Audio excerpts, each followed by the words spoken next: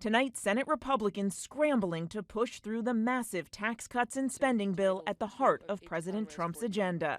Let's vote. This is good for America. This is good for the American people. It's good for working families. The bill includes roughly $4 trillion in tax cuts for the wealthy, along with new funding for immigration enforcement, and fulfills some campaign pledges like no taxes on tips and overtime. It also guts Biden-era clean energy initiatives and slashes Medicaid, something Trump promised he would not do. A new estimate from the nonpartisan Congressional Budget Office predicts some 11.8 million Americans would lose their health coverage over the next decade. It's the biggest Medicaid cut in history and represents the largest transfer of wealth in history.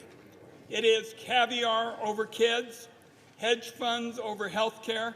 Trump insists the Medicaid cuts only target waste, fraud, and abuse. But a member of his own party, Republican Senator Tom Tillis of North Carolina, says the president doesn't understand his own bill. So what do I tell 663,000 people in 2 years or 3 years when President Trump breaks his promise by pushing them off of Medicaid because the funding's not there anymore, guys?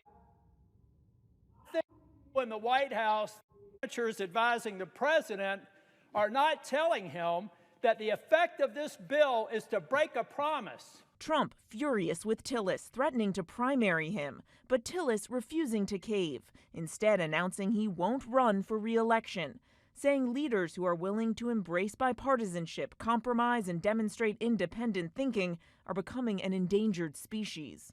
Other Republicans alarmed by the bill's price tag, which by one estimate would add at least $3.3 trillion to the debt over the next 10 years. Tonight at the 11th hour, Elon Musk swooping in again, declaring every Congressmember who votes yes should hang their head in shame, threatening they will lose their primary next year if it is the last thing I do on this earth.